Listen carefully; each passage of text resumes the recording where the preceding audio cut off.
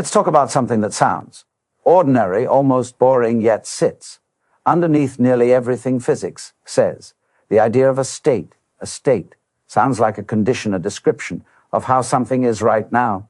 But in physics, it carries a precise meaning. A state is the full physical situation of a system written in the smallest amount of information needed to determine what can happen next. Physics has a strict rule here. It does not care about how a system arrived where it is. It only cares about how it is right now. If two situations are physically identical at this moment, physics treats them as the same, even if their histories were wildly different. A short example makes this concrete.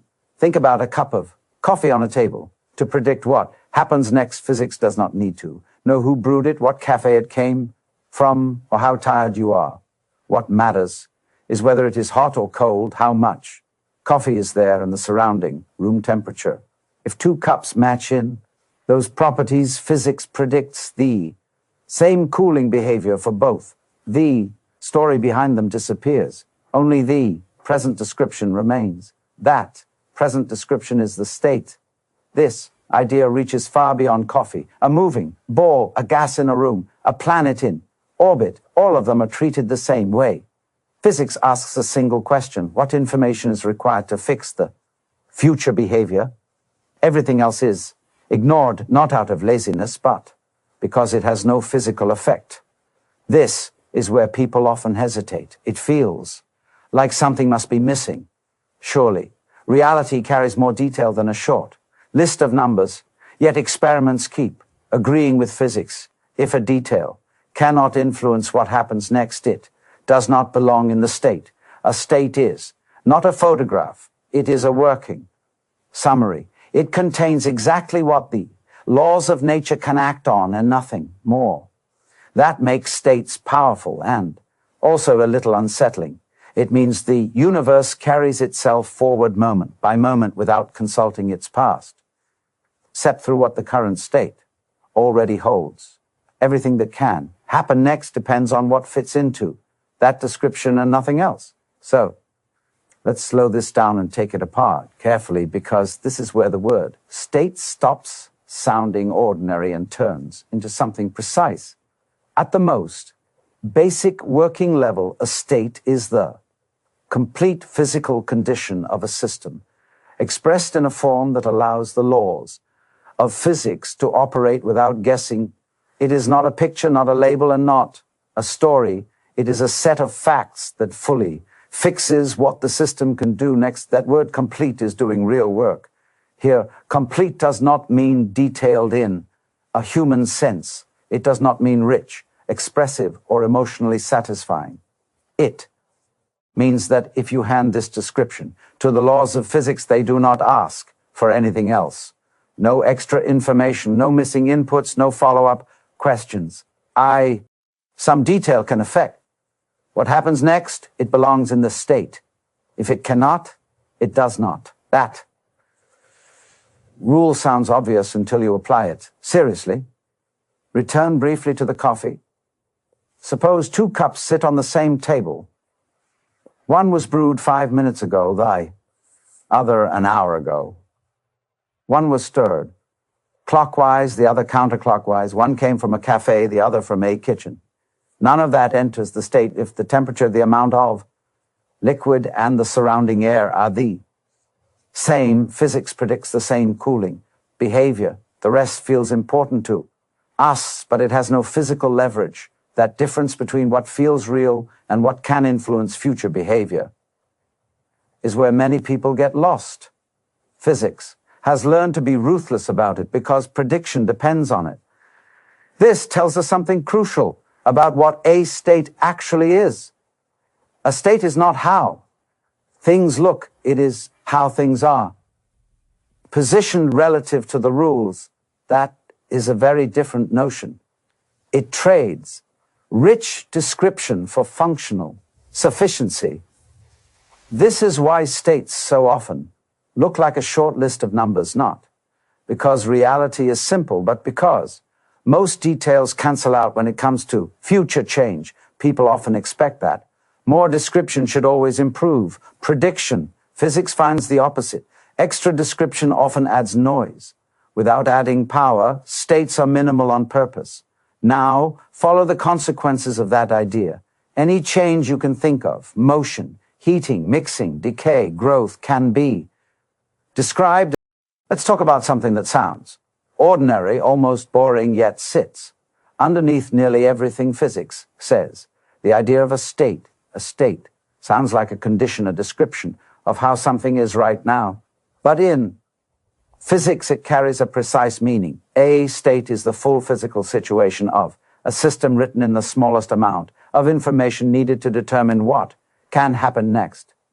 Physics has a strict rule here. It does not care about how a system arrived where it is. It only cares about how it is right now. If two situations are physically identical at this moment, physics treats them as the same, even if their histories were wildly different. A short example makes this concrete. Think about a cup of coffee on a table. To predict what happens next, physics does not need to know who brewed it, what cafe it came from, or how tired you are. What matters is whether it is hot or cold, how much coffee is there, and the surrounding room temperature. If two cups match in those properties, physics predicts the same cooling behavior for both. The story behind them disappears. Only the present description remains. That present description is the state. This idea reaches far beyond coffee. A moving ball, a gas in a room, a planet in orbit, all of them are treated the same way. Physics asks a single question: what information is required to fix the future behavior? Everything else is ignored, not out of laziness, but because it has no physical effect. This is where people often hesitate. It feels like something must be missing. Surely, reality carries more detail than a short list of numbers, yet experiments keep agreeing with physics. If a detail cannot influence what happens next, it does not belong in the state.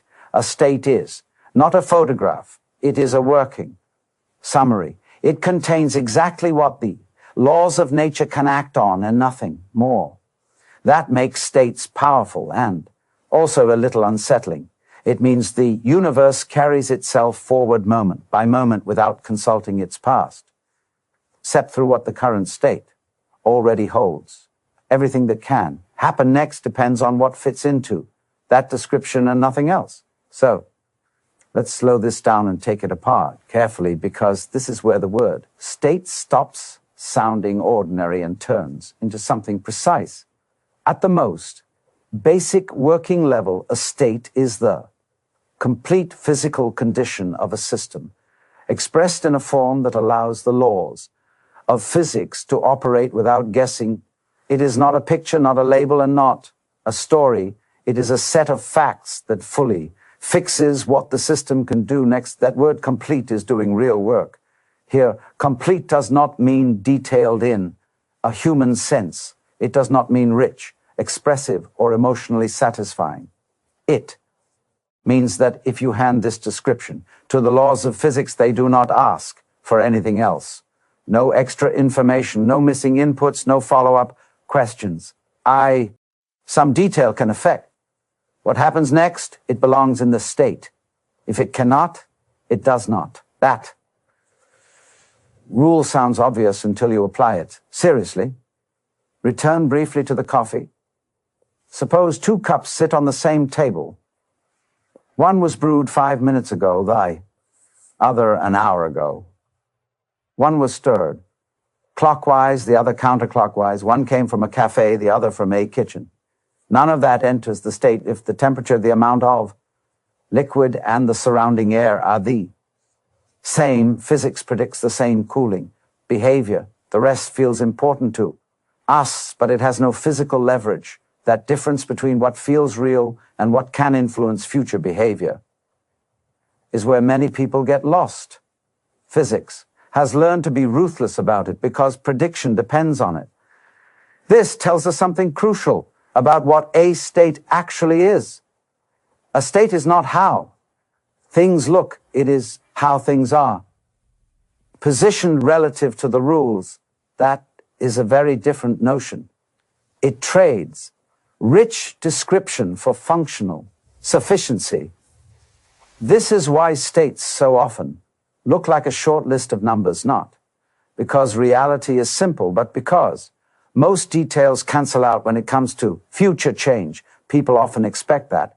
More description should always improve. Prediction. Physics finds the opposite. Extra description often adds noise.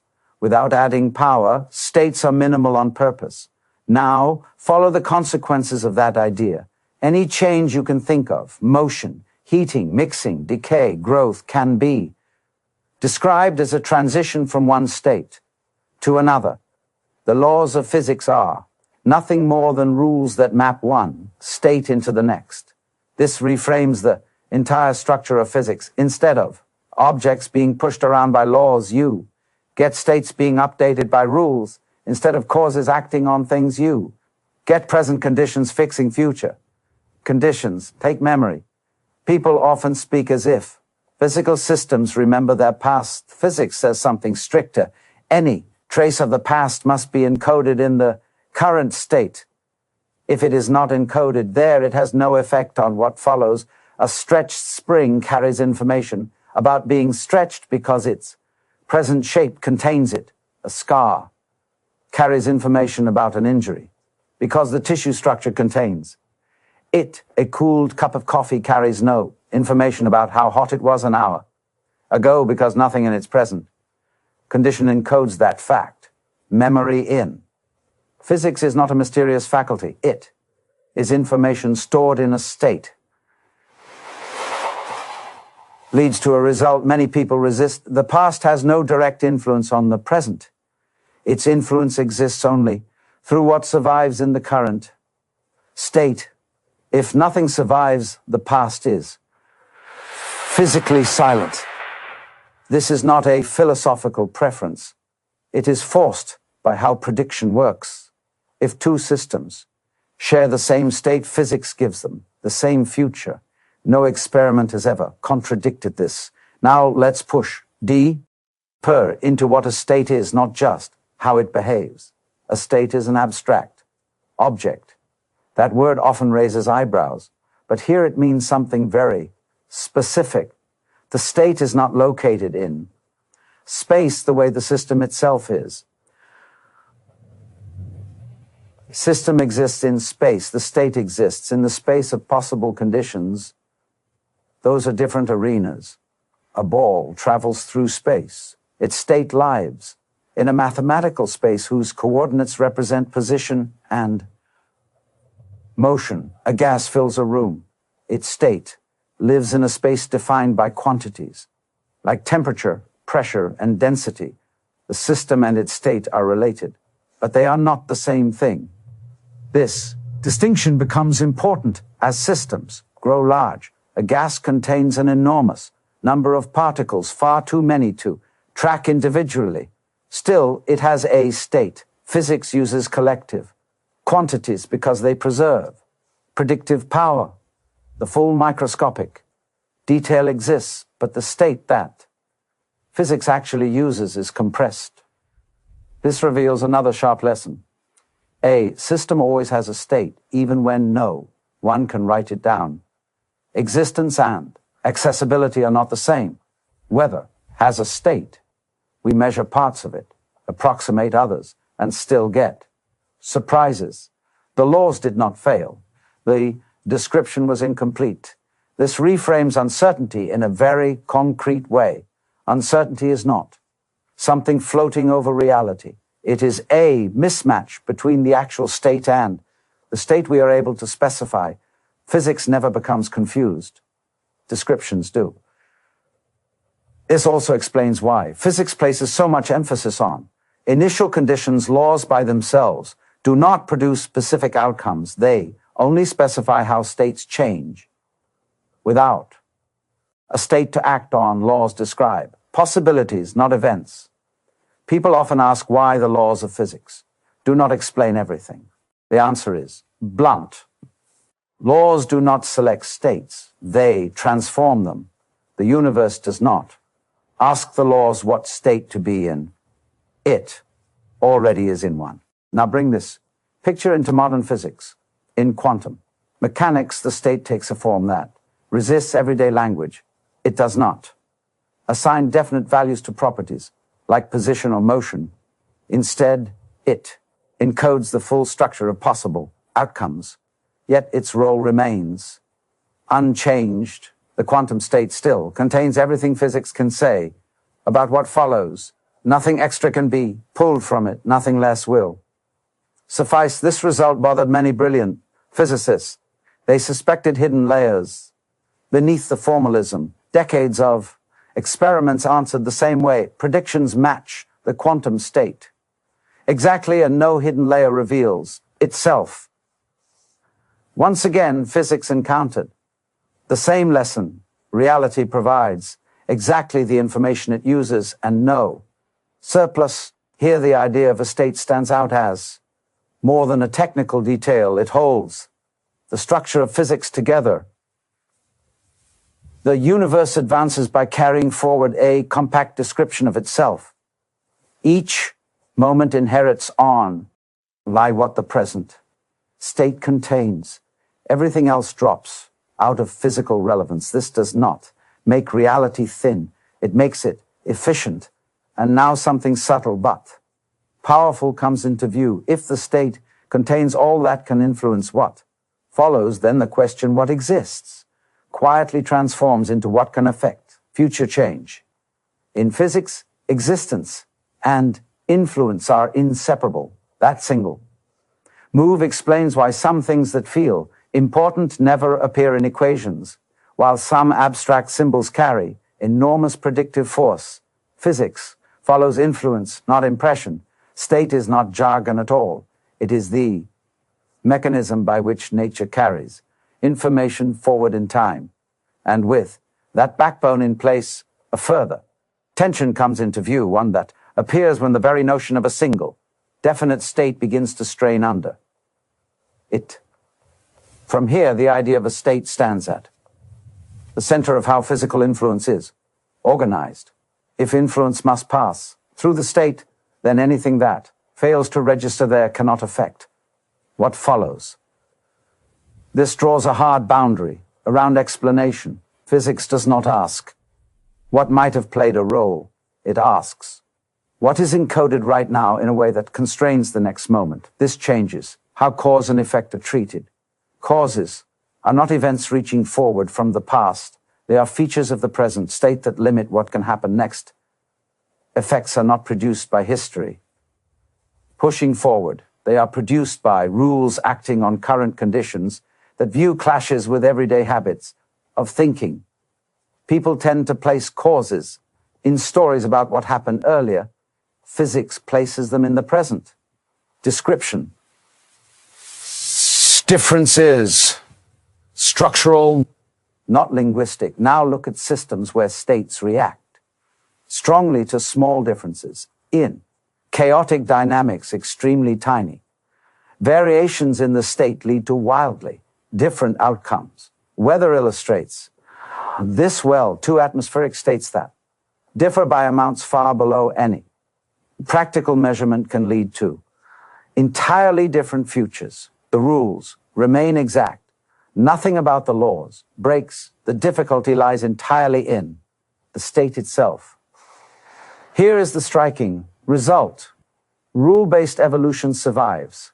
Even when prediction fails, the system follows its laws perfectly. Yet, foresight collapses because the state cannot be specified with enough precision. Unpredictability in this sense does not signal disorder. It signals sensitivity. This separates two ideas that are often mixed together.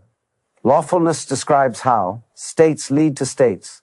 Predictability describes whether those transitions can be tracked with the information available. One can hold without the other. Now move to smaller scales. Quantum physics accepts the same framework and then stretches it in a way that defeats familiar expectations. The quantum state does not list properties as fixed facts. It does not supply a definite position or motion ahead of interaction. Instead, it encodes how the system can respond when interaction occurs. This is not vagueness. It is precision of a different kind, the quantum state. Contains everything that can shape outcomes it simply refuses to supply. Values that have no physical role until interaction takes place. This leads to one of the most surprising consequences.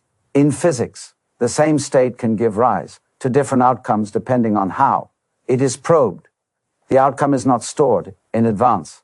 It is selected through interaction. For a long time, many physicists expected a deeper layer that would restore familiar descriptions. Experiments repeatedly blocked that route. Predictions drawn from the quantum state matched reality exactly, and no hidden layer ever showed itself. Here, the meaning of a state sharpens. Further, it is not a list of attributes, it is a constraint on possible futures. Nothing outside that constraint appears. In outcomes, this reworks causation again. There is no side channel through which influence travels beyond the state. No invisible mechanism supplements it. Influence passes forward only through what is, encoded at each moment. This also explains why higher level sciences remain valid without conflict. Chemistry, biology, and neuroscience all describe states, just not microscopic ones. A chemical state summarizes bonding arrangements. A biological state summarizes metabolic activity. A neural state summarizes electrical and chemical activity across networks. Each level tracks influence relevant at its scale. None violate physics because each respects the same rule. Future behavior is limited by present. Conditions reduction does not erase these descriptions, it anchors them. Now a natural puzzle emerges. If states carry everything relevant and if laws act uniformly, why does the future ever feel open? Why does novelty appear at all? The answer lies in complexity rather than indeterminacy. Even systems governed by strict rules can generate behavior that resists anticipation because the space of possible states is enormous. Rules apply locally, but they're repeated. Action produces outcomes that exceed simple forecasting. Nothing extra is added. What already exists rearranges itself in ways that overwhelm tracking. This explains why surprise persists even in a lawful universe. Surprise reflects limits on access to states, not failures of the rules. At this stage, the idea of a state carries weight beyond calculation. It implies that reality advances by carrying forward exactly what can influence what follows, no more and no less. The universe operates with strict economy. That economy explains both the reach and the restraint of physics. Reach comes from focusing only on influence.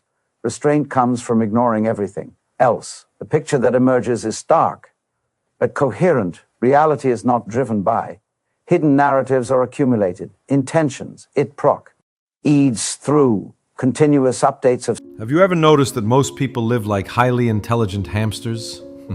Shiny wheels, motivating goals, quotes on the mirror, and they run and run and run. And at the end of the day, guess what? They're in the exact same place. And the funniest or saddest part? They think the problem is motivation. If only I felt like it. If I woke up inspired, if the universe aligned for me, please. If the universe were really conspiring in your favor, it would have mailed you a planner by now. Pay attention to me right now because I'm about to tell you something that might annoy you. And if it does, even better. The problem isn't you. The problem is you were trained to think like a romantic from the last century, not like someone who's actually responsible for their own life. Goals, ambitions, dreams, beautiful things, until reality shows up. You come home tired, open your phone for 5 minutes, blink, and suddenly you've spent 3 hours scrolling and watching TV.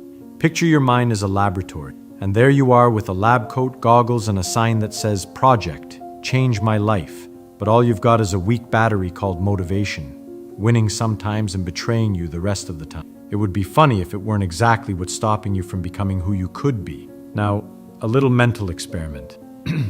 If I give you a simple task, say, study for 30 minutes a day, how many days do you actually do it?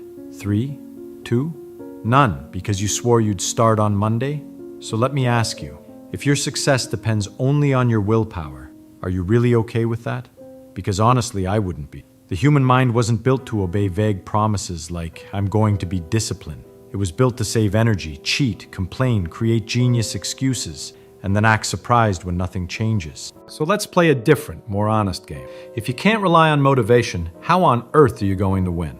The answer, my friend, is not feeling more motivated. It's building systems. Minds that work even when you don't want to. Routines that carry you when your body wants a permanent vacation. And you'll discover that freedom isn't doing whatever you want. It's building a brain that takes you where you want to go, even when you'd rather stay on the couch searching for the meaning of life in cat video. Take a deep breath. This journey is going to poke your comfort zone. But in the end, you won't depend on motivation. You'll depend on you. Do you know where most people fail? They confuse intention with transformation. They think deciding to change is already halfway there. No, my friend. Deciding to change is just the ticket to the show. The band hasn't even stepped on stage yet. It's like saying you're going to learn piano and feeling emotionally fulfilled just because you bought the piano. The instrument is right there, beautiful, shiny. And you? Shiny too, but from frustration. Now listen closely, because this is worth a fortune. When you set goals without mechanisms, you're reciting poetry to the universe. And the universe does not pay bills with poetry. Imagine someone saying, I'm going to study every day after work. Sounds great, right? Sounds mature, determined, evolved. But then the day comes. Traffic, fatigue, family, dinner, one video, one more video, just one little episode before starting. And poof, the plan disappears like an electron in superposition. And then the internal performance begins. Seriously? Again? I promised. Ah yes, promises. That magical fuel of human fantasy. Now pay attention. You didn't fail because you're weak. You failed because you're trying to fight physics, biology, and psychology at the same time. Your brain wasn't designed to honor intentions. It was designed to avoid effort. Think of it like this. You're trying to fly a NASA rocket with the same operating system that kept your ancestors alive in caves. Your brain would rather save energy to escape an imaginary tiger than learn accounting, read a book, study physics, or go to the gym. So why blame yourself? The system is working perfectly. It's just working for survival. And you want excellence. And here's the twist. Excellence doesn't come from I want to. Excellence comes from I'll make this inevitable. How? By building pathways so well designed that even your lazy self can walk them. Because the right question isn't, how do I motivate myself? The right question is, how do I make motivation irrelevant? Master that, and you control your life. Fail at that, and you become a hostage to your mood, your energy, your feelings of the day. Do you want to be the pilot or the passenger, hoping the pilot wakes up inspired? Breathe. Get ready. Because now we're going to dismantle your mind and rebuild it into a machine that works for you, not against you. Ready for the next part? Then make sure to leave your like to support our work and help us create even more content like this. Your support truly fuels this journey. Thank you. Life isn't a contest of who feels more motivated. If it were, all you'd need is coffee, epic background music, and boom, instant Nobel Prize. But reality plays by different rules. You don't win when you feel like it. You win when you build a structure where feeling like it isn't required. Think of it like this. If you need inspiration to move, your life is a sailboat. Beautiful, romantic, and completely useless without emotional wind. I prefer an engine. And you know what the engine of a well-lived life is? Systems. But relax. When I say system, I don't mean boring corporate jargon. I mean an elegant way to outsmart your own biology. Look, when you say, I'm going to read every day, that's intention. When you say, I'm going to read every day at 8 p.m., with the book already open on the table and my phone in another room, that's a system. Is the difference small? Yes, but it's as small as the space between failure and progress. And that tiny space is where life changes. Pay attention. An effective system assumes you'll fail, that you'll get tired, that you'll get lazy, that you'll come up with brilliant excuses, worthy of an award in creativity, and it still works. That's why this is almost poetic. Real power isn't being perfect, it's being strategically imperfect. Imagine this for a moment. You wake up with zero motivation, none, a grumpy Feynman living inside your body, and still you move forward because your life doesn't depend on your mood. It depends on how you structured yourself when you were sober from emotions. Here's a quick test. Answer with brutal honesty. If tomorrow you woke up with absolutely no motivation, would you still move even a little toward your goals? Even tired, irritated, drained? If the answer is no, or it depends, you don't have a system. You have hope dressed as discipline. And hope is beautiful, but terrible as a strategy. You know what's better? Creating conditions where even your lazy version makes progress. That, my friend, is behavioral engineering. It's the science of personal freedom. It's when life stops being a motivational drama and becomes a laboratory of inevitable growth. Take a deep breath. You can already feel the shift happening. But now comes the beautiful part, where you actually learn to hack yourself and build a mind that wins even while sleeping. Let's agree on something. If your brain were always on your side, you'd already be a millionaire, fluent in 3 languages, with visible abs and meditating at 5 a.m. But no, sometimes it acts like an anxious intern with attention issues and unlimited access to social media.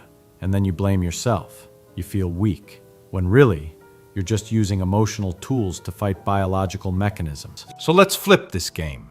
But before we move on, look at me for a moment, because what I'm about to give you may be the moment your life actually changes. In the next few minutes, I'm going to lay out step by step the mental structure that makes discipline inevitable. So make a deal with me right now. Stay until the end, because if you leave halfway, you'll go right back to the same fight. But if you stay, you'll walk out with the blueprint that changes everything. But before I give you the full structure, you need to understand this. First, think like a physicist looks at the world. He doesn't try to convince the apple to fall. He builds laws, observes patterns, and uses gravity in his favor. Human behavior has laws too, and one of them is simple. What is easy to do, you will do. What is hard, you will avoid. Always. So the trick isn't being strong. It's making the right path the easiest one, and the wrong path nearly impossible. Want to read more? Leave the book open on the table and your phone far away. Want to train? Clothes ready, shoes visible, fixed schedule, gym nearby. Want to study? Short sessions, clear goals, clean environment, distractions gone. You don't control your emotions, but you control your environment. And whoever controls the environment controls the behavior. Now, a gentle provocation, or not so gentle depending on your mood today. When was the last time you prepared the path for your strongest self, instead of hoping it would magically appear? Do you really think great minds wake up every day with angels whispering, "Let's conquer the world, champ"? Please. Even Einstein needed coffee. What separates winners from complainers is simple. They know human nature doesn't change through desire. It changes through architecture. Now close your eyes. Well, metaphorically, keep watching the video. Picture your tomorrow. Not 5 years from now, tomorrow. Waking up, moving, doing the right thing.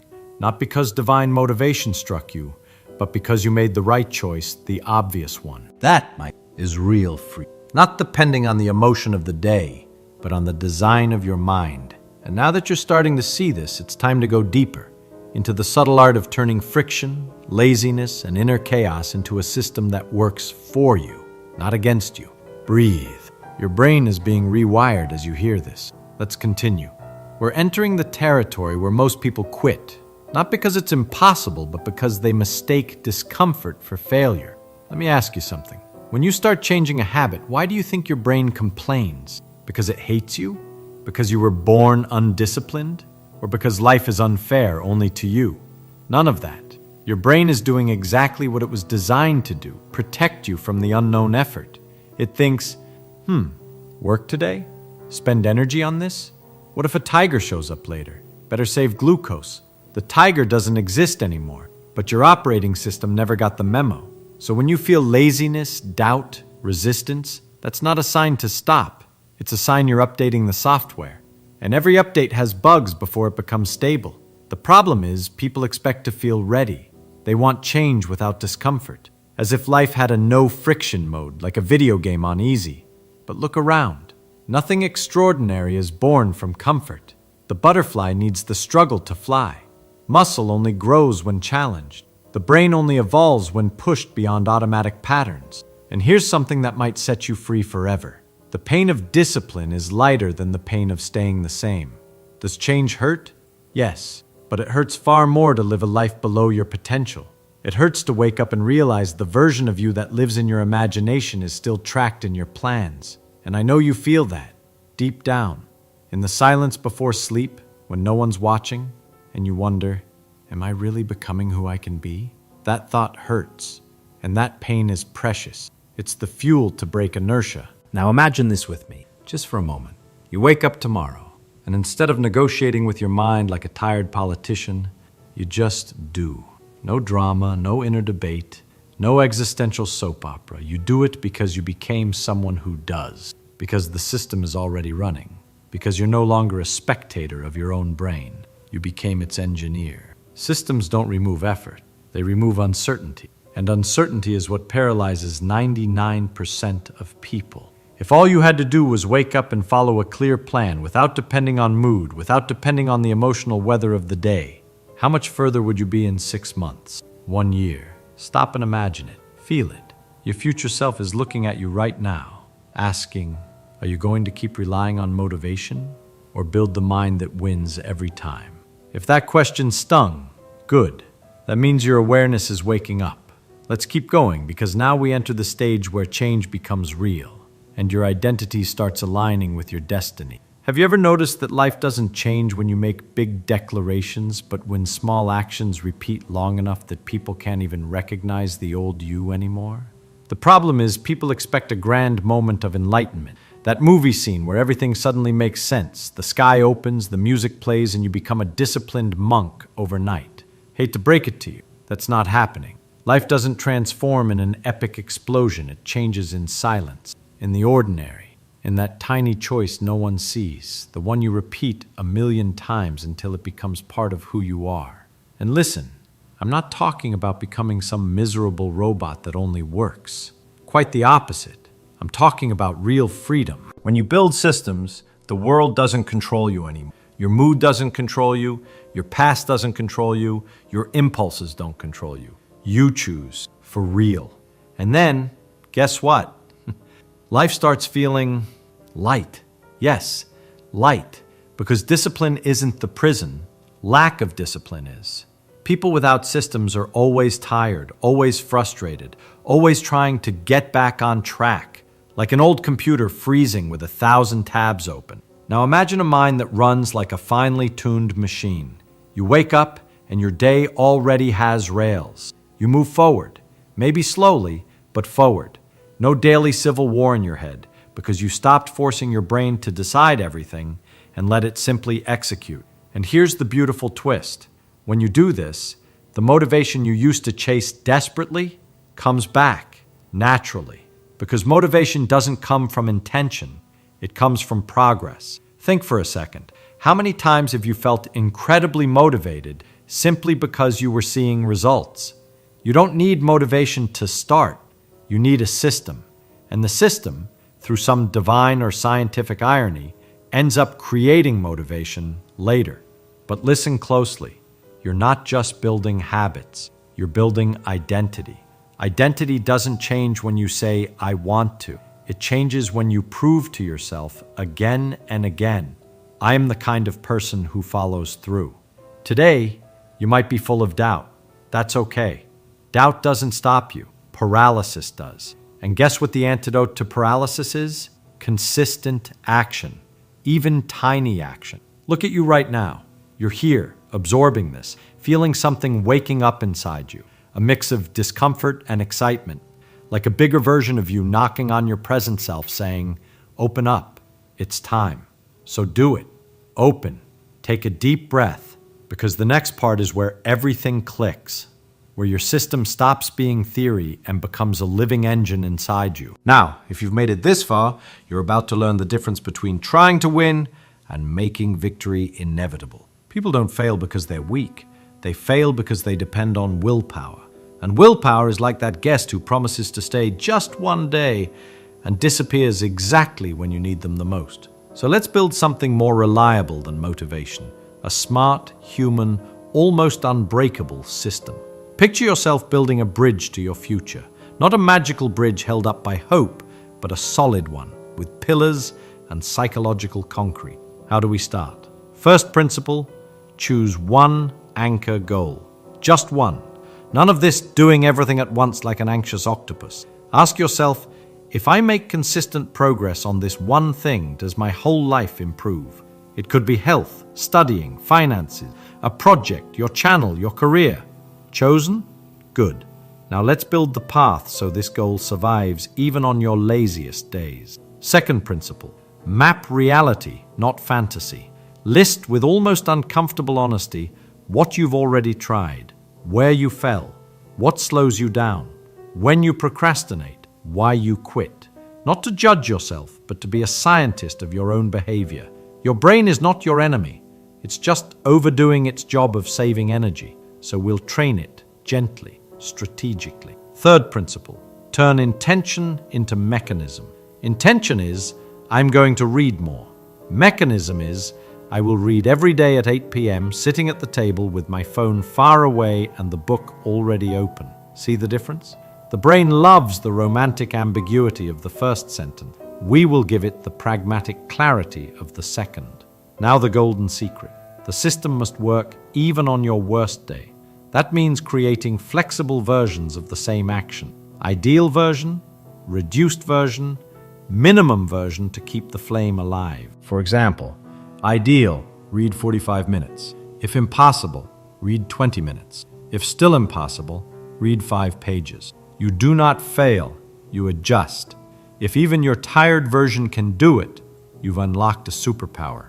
Fifth principle, favor the correct path. Humans always choose the easiest path, so we make the right path the easiest one. Book already open, workout clothes visible, apps blocked during key hours, water, notes, and materials ready. Don't beat your mind with force, beat it with design. Sixth principle, the first micro-action. Movement begins before movement. Your first daily action should be so small it's ridiculous not to do it. Open the book, put on your shoes, open the project on your computer, set up your desk, 2 minutes to start. The rest builds itself. Seventh principle, systems survive failure.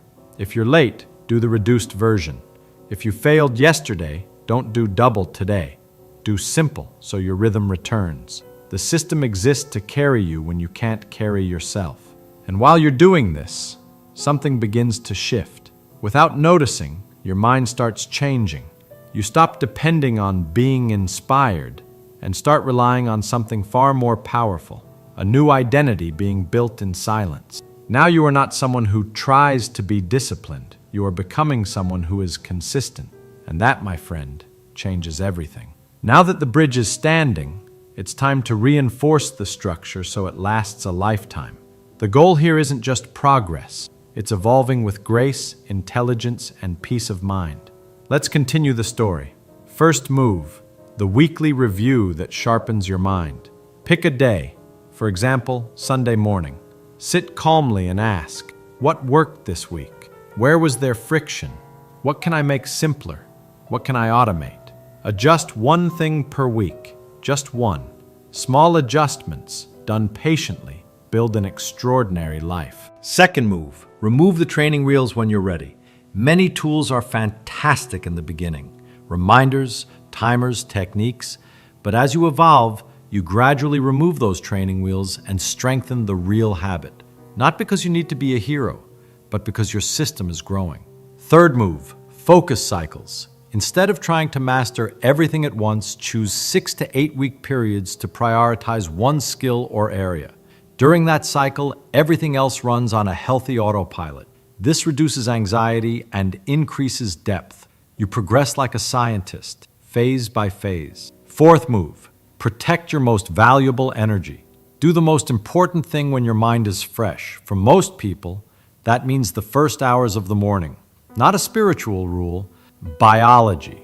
Your brain gives you only a few hours of peak performance each day. Use them to build your future, not to put out fires in your present. Fifth move, the recovery ritual. Great systems don't just produce, they recover.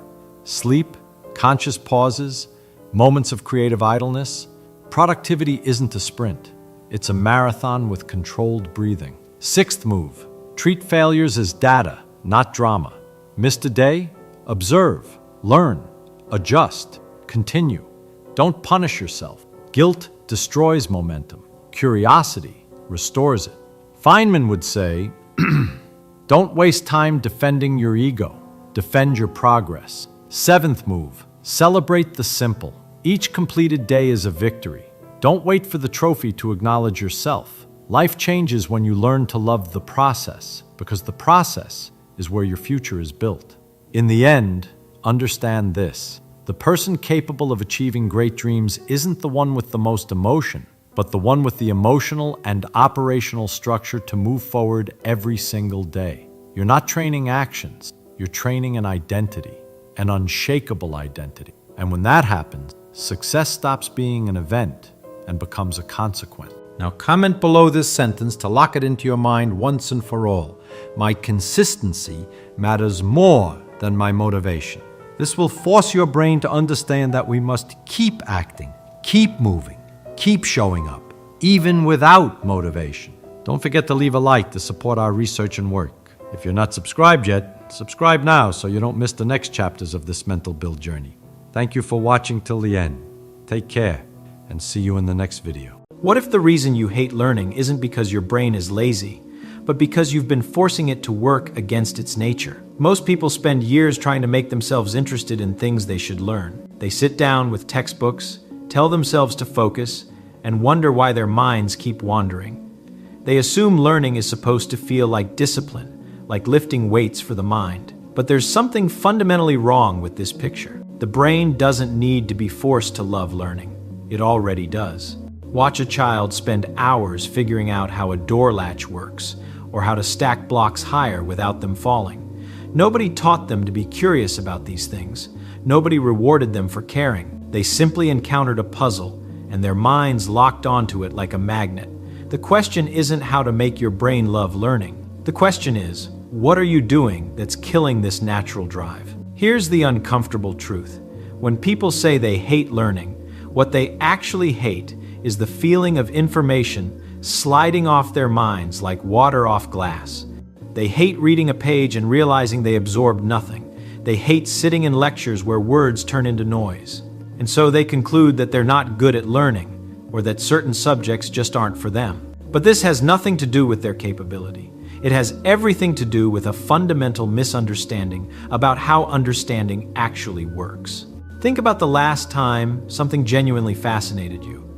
Maybe it was figuring out how a car engine works, or understanding why certain chess moves are brilliant, or getting lost in how ancient civilizations built their temples. Notice what happened in your mind.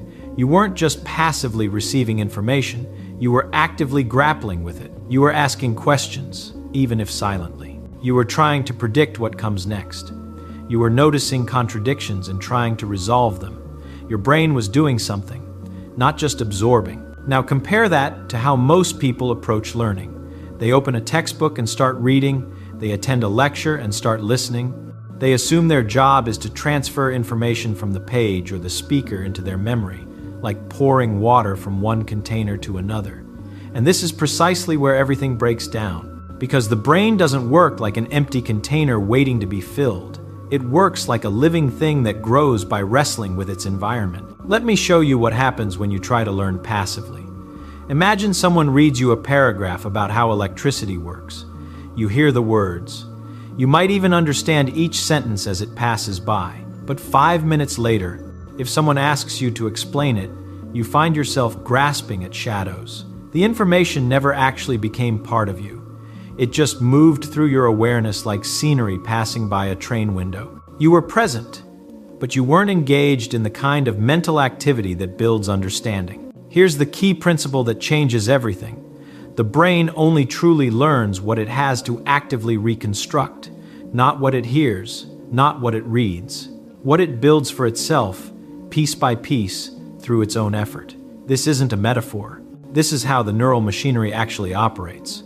When you passively receive information, you're using one set of mental processes. When you actively try to figure something out, you engage an entirely different system, one that forms lasting connections and genuine understanding. So what does this mean practically?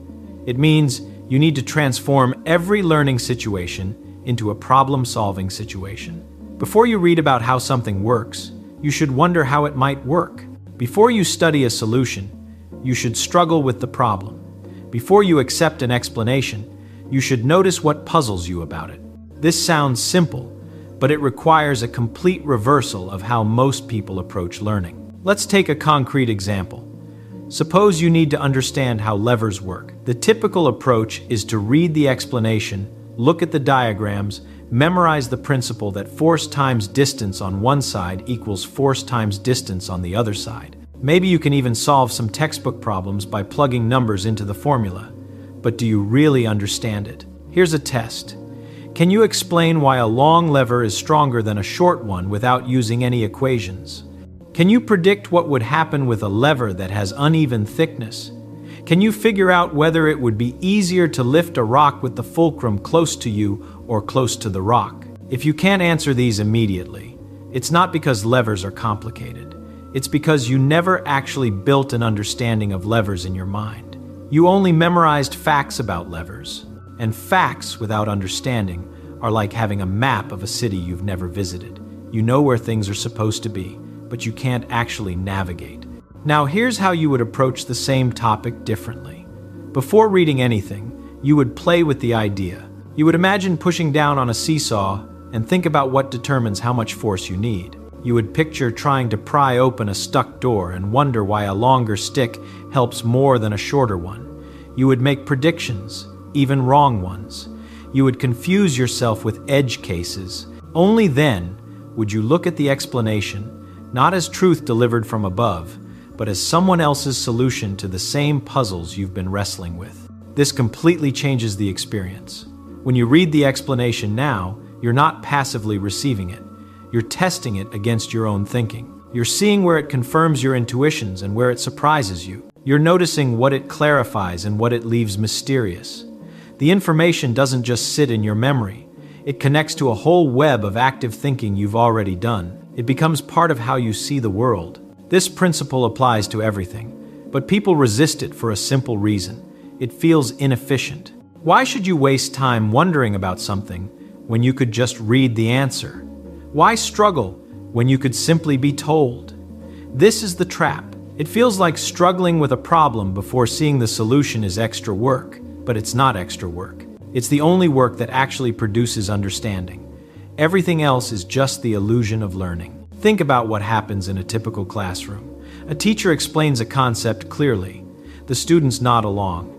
Everything makes sense while it's being explained. But the next day, when they try to use that concept on their own, they discover they can't. They understood the explanation, but they never developed the ability to think with the idea. Understanding someone else's reasoning and being able to reason for yourself are completely different things. The brain needs to fail before it can succeed. It needs to wonder before it can comprehend. It needs to be confused before clarity means anything. When you shortcut this process by going straight to the answer, you're not saving time. You're guaranteeing that you'll have to relearn the same thing again and again because it never properly took root the first time. Here's another layer to this. The act of struggling to understand something does more than help you learn that particular thing. It trains your mind to become a better learning machine in general. Every time you face confusion and push through it, you're building mental tools that work across every domain. You're learning how to notice what you don't understand, how to break complex things into simpler pieces, how to test your understanding against reality, how to recognize when an explanation is genuinely clear versus when it's just confident-sounding nonsense. These meta skills are more valuable than any particular fact you might learn, because facts become outdated or irrelevant, but the ability to grapple with new ideas, to teach yourself, to think clearly about unfamiliar subjects, this stays with you. And you can't develop it by passively consuming information. You can only develop it by repeatedly placing yourself in situations where you have to figure things out. Now, Let's talk about why this makes learning actually enjoyable instead of tedious. Remember, the brain is naturally curious, but curiosity isn't triggered by being told answers. It's triggered by encountering mysteries. When you approach learning by first wondering, by first trying to figure things out, you're activating that natural curiosity. Your mind becomes engaged not because you're forcing it to be interested, but because you've given it something it instinctively wants to do: solve puzzles. This is why children learn so naturally.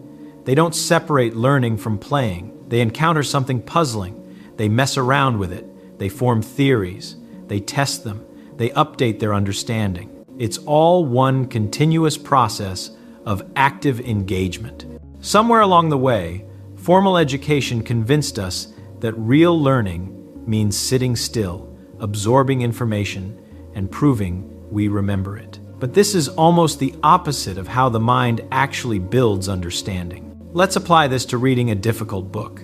Most people open the book and start at page 1, reading linearly, trying to absorb each section before moving to the next. They treat the book like medicine, something to be taken in prescribed doses. But think about what happens when you read this way. You encounter a difficult idea, you don't quite grasp it, but you keep reading because you don't want to fall behind.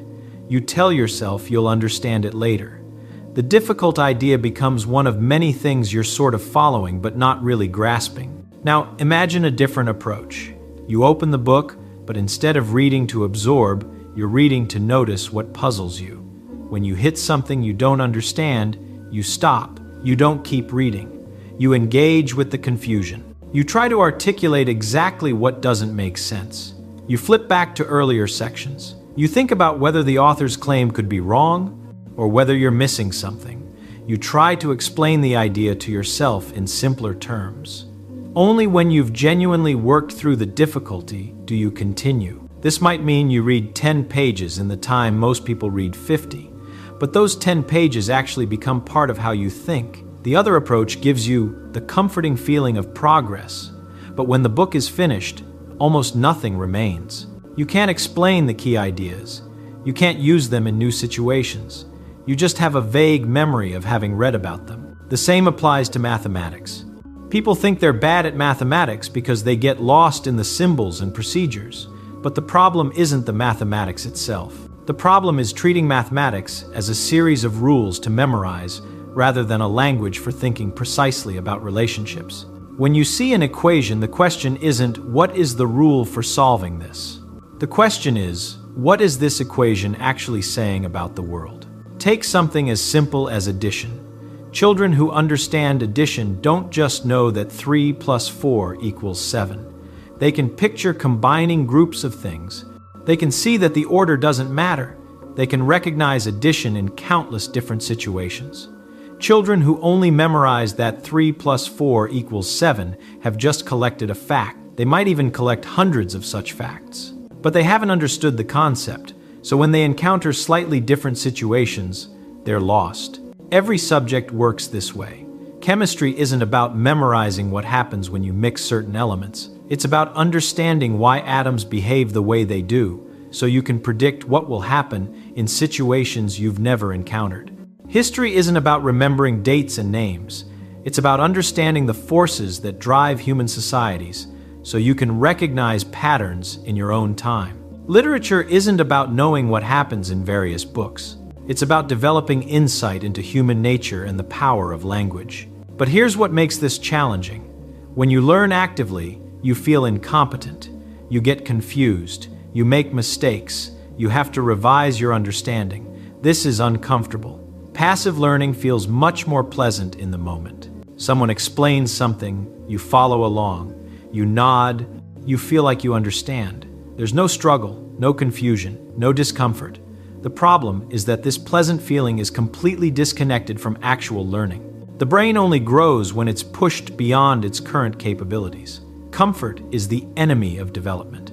This doesn't mean learning should be miserable, but it does mean the feeling of learning should include some element of struggle, of reaching for something just beyond your current grasp. When everything feels easy and clear, you're not learning. You're just rehearsing what you already know. Think about learning a musical instrument. Nobody becomes a skilled pianist by watching someone else play, no matter how carefully they watch. They have to put their own fingers on the keys. They have to make mistakes and correct them. They have to struggle with coordination until it becomes natural. And notice that this struggle, while challenging, is also engaging. The pianist isn't thinking, "I must force myself to enjoy this." They're absorbed in the puzzle of getting their fingers to do what they want. The enjoyment comes from the engagement itself. This is what learning should feel like across all domains. You're not forcing yourself to be interested. You're genuinely grappling with something, and that active grappling is inherently engaging even when it's difficult. The problem is that most educational systems remove the grappling part. They give you pre-digested answers and ask you to remember them. This removes both the difficulty and the engagement. You're left with the worst of both worlds, learning that requires discipline but provides no genuine intellectual satisfaction. So how do you practically implement this? You make one simple shift. Before you seek the answer to anything, you make yourself wonder about it. You're about to read a chapter on evolution?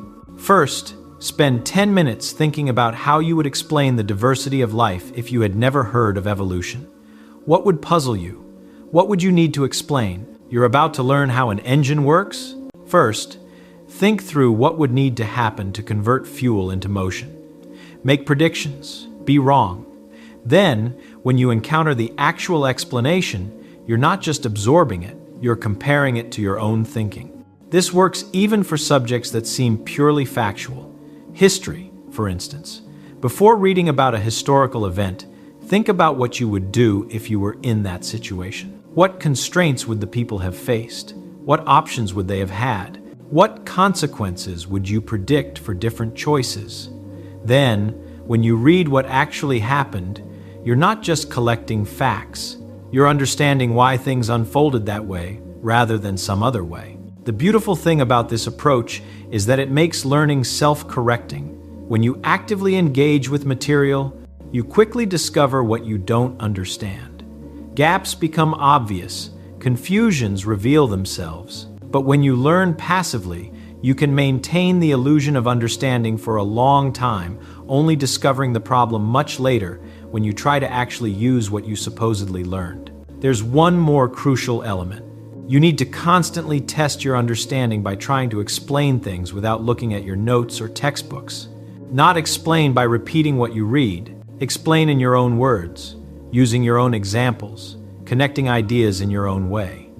This is terrifying at first, because it reveals how little you actually understood. But this is exactly why it's valuable. Every time you struggle to explain something and realize you can't, you've identified exactly what you need to work on. The mind learns by building models of reality, not by collecting facts, but by constructing mental representations that let you simulate how things work. When you can close your eyes and mentally predict what will happen in a situation you've never encountered, that's when you've truly learned something. And you can't build these models by passively receiving information. You can only build them by actively trying to construct them, testing them against reality, and refining them when they fail. This is why people who truly understand their fields can explain things simply and can answer unexpected questions easily.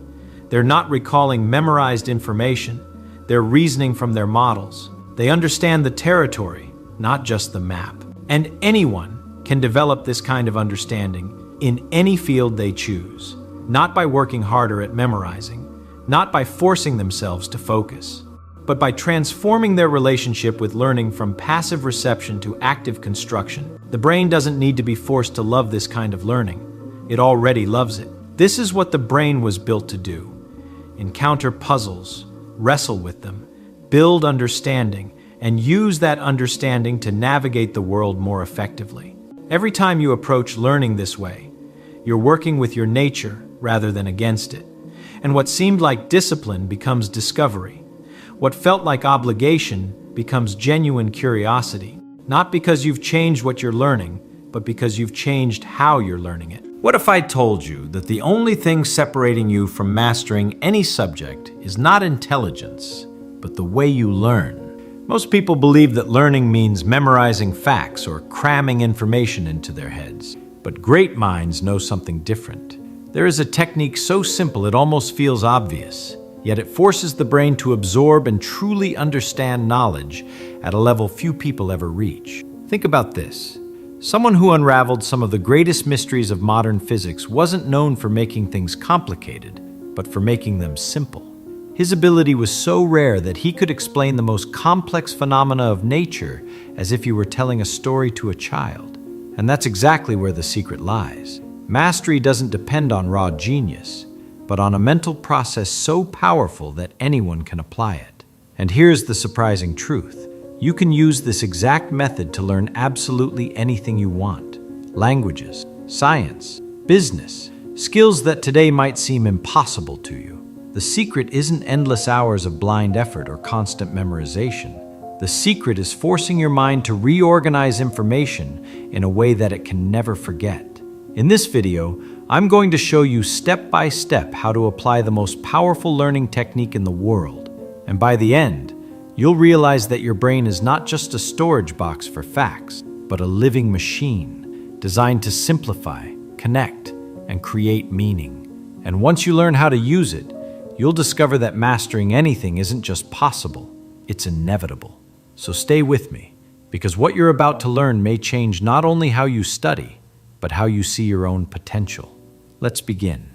Now imagine you're facing a difficult subject. It could be physics, math, economics, programming, a new language, anything that feels out of reach. Most people look at that challenge and think, I need to memorize all of this. But here's the first shift. Don't start with memorization. Start with simplification. Choose one single concept, just one. Write down what you understood on a sheet of paper as if you were explaining it to a 7-year-old. Use simple words, short sentences, everyday examples. When you do this, something powerful happens. You force your mind to abandon complicated language and search for clarity. That's the first shock. Because as you try to simplify, you begin to uncover gaps that were hidden before. That feeling of, I think I know, disappears, and you see exactly where you don't. It's uncomfortable, but it's liberating. You're no longer fooling yourself. You're facing knowledge head on. Imagine, for example, that you're learning fractions. Instead of starting with formal definitions, you take a pizza. You explain, if I cut it into 2 equal parts, each piece is 1/2. You didn't mention numerators or denominators, but you captured the essence. It's simple, it's clear, it's memorable. And what happens here is extraordinary. When you translate the complex into the simple, your brain builds deeper connections. Information stops being something distant and becomes part of your natural vocabulary. You may not realize it, but you are teaching yourself at the most fundamental level. This is the first step to forcing your mind to learn anything. Always begin by simplifying. Don't accept the illusion of complexity, because when you can explain something simply, it means you have truly begun to understand. Now that you've simplified the concept, it's time to take the step that separates those who merely read from those who really learn: teaching. Pay close attention here, because this is the secret. Teaching doesn't mean having a classroom, students, or a blackboard. Teaching means explaining out loud, as if you were talking to someone curious who has never heard about the subject before. It could be a friend, your phone's camera, a mirror, or even an empty chair. The important thing is to turn thought into words. When you try to teach, something magical happens. The brain is forced to organize ideas in a logical sequence, and suddenly, what seemed clear in your mind starts to fall apart. You hesitate, forget a part, can't find the right words. That moment is not failure. It's the exact point where learning happens. It's the moment when the illusion of knowledge dissolves and your mind reveals its gaps. Instead of running from this discomfort, dive into it. Every time you try to teach and realize you can't, you've received a gift. You've discovered the hole in your understanding. And only when you see that hole can you fill it. Think about how children tell stories. They aren't afraid to stumble, invent words, or repeat themselves. And precisely because of that, they learn so fast. When you put yourself in that role, teaching something you don't yet fully master, you activate the same natural mechanism of accelerated learning. This is the second step. Teach in order to learn. The more you teach, the more you understand. Knowledge doesn't solidify inside your head through silent reading, but through the noise of your own words. Speaking organizes, clarifies, and locks it in. Remember, you're not teaching to impress, you're teaching to discover. Because with every explanation, your mind rebuilds itself, and what once seemed unreachable begins to become part of you. You simplified, you tried to teach, and in the process you found gaps. The next step is to return to the material, review it, and simplify again. This cycle is what forces your mind to transform information into true knowledge. Here's a practical example. Imagine you're learning about gravity. At first you write, gravity is the force that attracts bodies to one another, proportional to their mass and inversely proportional to the square of the distance. It sounds fancy, it sounds technical, but did you really understand it? Now, try to explain it to a child. Gravity is like an invisible magnet that pulls everything downward. The bigger the object, the stronger the pull. That's why the Earth keeps the Moon orbiting around it. Done. Instead of a complicated definition, you now have a simple mental image. That is the power of review. You take what you couldn't explain well, go back to the source, find the new example, swap difficult language for simple images, and then try again. It's like polishing a rough stone until it becomes a diamond. And here's the key. Every time you review and simplify, your mind reorganizes itself. What used to be fragile becomes solid. What used to be a memorized sentence becomes real understanding. You no longer rely on parroting, because now you understand. This is the third step to forcing your mind to learn anything. Review until you can explain it simply. Because only when you can say it in clear words have you truly learned it. If you've simplified, taught, and reviewed, you're already far ahead of most people. But there's still a higher level, creative repetition. It's not repeating for the sake of repeating. It's repeating in different ways, as if you were playing with the knowledge. The brain loves variety. When you present the same idea from different angles, you build multiple connections. It's like reinforcing a bridge with many pillars. The more angles, the stronger the understanding. Here are clear examples. You learned about electricity. After simplifying and reviewing, tell the same explanation 3 ways. First with wires and light bulbs, then by comparing it to water flowing through pipes, and finally by sketching it on paper. Each version locks in a different piece of the concept. Studying history? Don't just recite dates.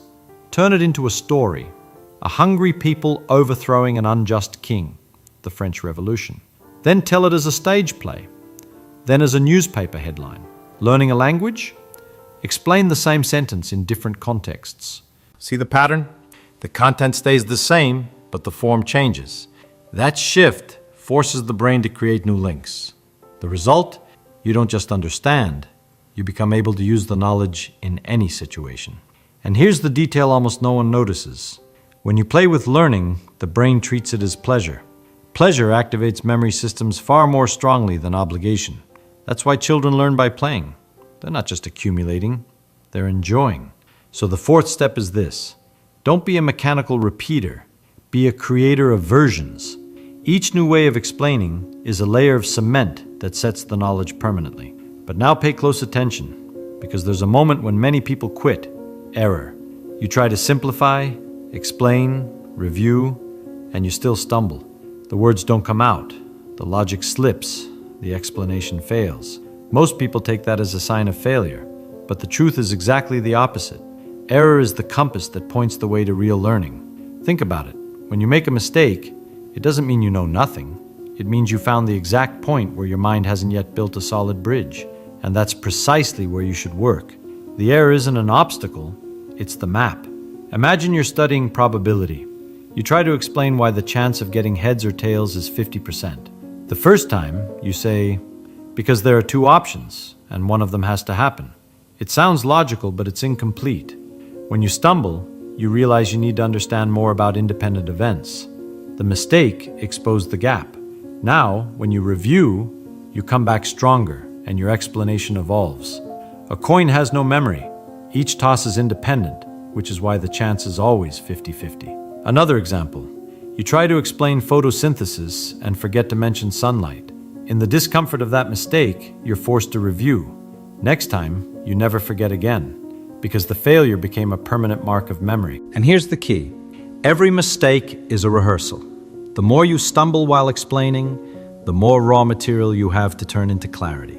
It's like a sculptor who, with each wrong strike, discovers the outline of the stone until the figure emerges. When treated with intelligence, error becomes a trigger for progress. But to achieve that, you need a scientific attitude, curiosity instead of judgment. Ask yourself, what exactly caused me to get this wrong? By answering, you strengthen the very connection that was weak before. This is the fifth step. Don't fear mistakes. Embrace them. They don't prove your inability. They prove you're pushing the limits of your mind. And it's at those limits that true learning happens. Now, to lock this in your mind, type in the comments, "I choose to learn without limits." This isn't just a comment. It's your commitment to your own mind. When you write it down, you send a direct command to your brain and it begins working in your favor.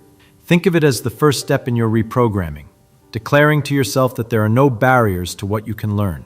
Now you already know the path. Simplify, teach, review, play, and turn mistakes into tools. These are the steps that force the mind to learn anything.